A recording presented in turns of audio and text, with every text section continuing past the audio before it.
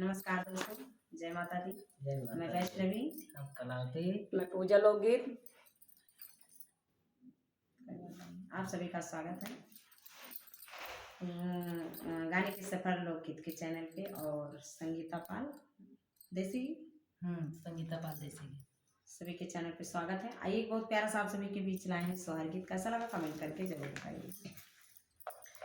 सात बहिनिया के जवाबियाना एक भैया बीराना एक भैया हो बहिनी घरे है विदेशवा का माई नौकरिया बड़ी सुंदर नौकरिया बड़ी सुंदर हो बरहे बारिशा भैया आई बहिनी देसे उतरई बहिनी देसे उतरई हो सखिया घोड़वा पकड़ बहिनी हटई तो आखिया न आंसू चुवई आखिया न आंसू चुवई हो सखिया